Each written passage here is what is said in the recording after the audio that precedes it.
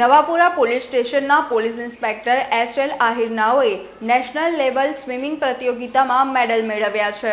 First federation cup master swimming games 2024 Hyderabad ખાતે અલગ-અલગ national level swimming કોમ્પિટિશનમાં નવાપુરા પોલીસ મથકના પીઆઈ એચ.એલ. આહિરે ભાગ લીધો હતો, જેમાં 100 metre backstroke, 200 metre, 50 metre free style, 200 metre free style medley રેલીમાં ભાગ લઈ કુલ 6 ગોલ્ડ મેડલ મેળવ્યા છે.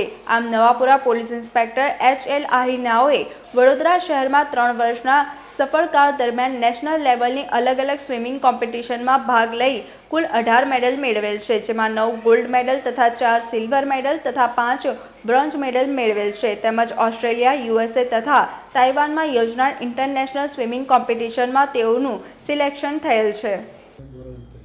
સ્વિમિંગ મારો ફર્સ્ટ લવ છે. હું 11મા ધોરણમાં હતો ત્યારે હું સ્વિમિંગ શીખ્યો હતો. પછી ત્યારે જલતરંગ ક્લબમાં શીખ્યો હતો. ત્યાં ક્લબ લેવલની કોમ્પિટિશન હતી, એમાં 3 વાર ભાગ લીધો અને 3 વાર ચેમ્પિયન બન્યો. પછી પીએસઆઈમાં લાગ્યો તો પીએસઆઈમાં પછી સ્વિમિંગ છૂટી ગયું, કારણ કે પહેલો પોસ્ટિંગ મારું મહેસાણા જિલ્લા થયું, તેમાં સ્વિમિંગ પુલ હતો જ નહીં. પછી બીજી પોસ્ટિંગ મારું બનાસકાંઠા જિલ્લામાં થયું, ત્યાં બી સ્વિમિંગ પુલ હતો નહીં, પણ ત્યાં ખેલ મહાકુંભની કોમ્પિટિશન ચાલુ થઈ હતી. તો મેં કીધું લાવો ચેમ્પિયન તો છું, મેં ટ્રાય કરીએ.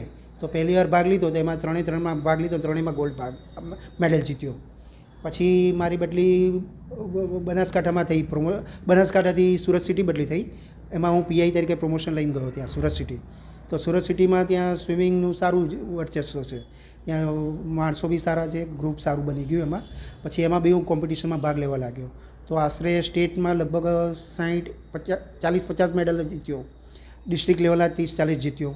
પછી વડોદરા સિટીમાં આવ્યો તો 3 વર્ષથી હું નેશનલ ચેમ્પિયન છું. પહેલી વાર મેં બેંગ્લોરમાં કોમ્પિટિશનમાં ભાગ લીધેલો, એમાં 1 ગોલ્ડ ને 2 સિલ્વર જીત્યો હતો. પછી તેલંગાના સ્ટેટમાં ગયો, એમાં હું 6-6 મેડલમાં ભાગ લીધો અને 6-6માં ગોલ્ડ મેડલ જીત્યો. ત્યારબાદ પછી હું આણંદમાં ગયો કોમ્પિટિશનમાં, એમાં 2 ગોલ્ડ ને 1 સિલ્વર એમ કરીને કુલ 18 મેડલ જીત્યો, જેમાંથી 9 ગોલ્ડ, 5 સિલ્વર ને 4 બ્રોન્ઝ મેડલ જીત્યો.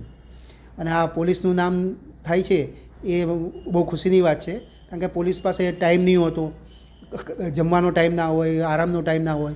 તો હું એ પોલીસને હું મોટિવેટ કરવા માગું છું કે તમે ભલે ટાઈમ ના હોય, તમે કલાક તો કાઢી જ શકો ગમે તે કરીને.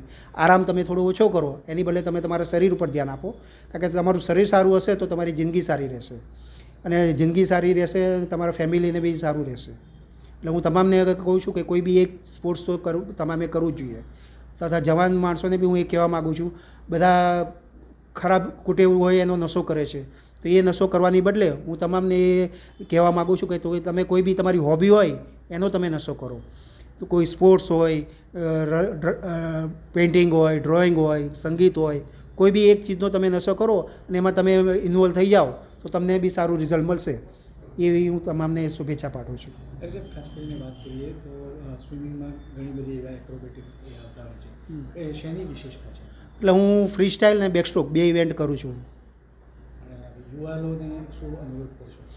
યુવાનોને અનુરોધ કરું છું કે કોઈ બી નશો કરો નહીં, અને કોઈ બી એક સ્પોર્ટ્સમાં તો તમે અવશ્ય ભાગ લો, જેથી તમારું શરીર સારું રહે, મન સારું રહે, અને તન મન સારું હશે તો કોઈ બીમારી નહીં આવે આપણે, અને તમે કોઈની ઉપર બોજ નહીં બનો. શરીર આપણું હંમેશા સ્વસ્થ રાખવું જોઈએ, એવી હું તમને શુભેચ્છા આપું છું.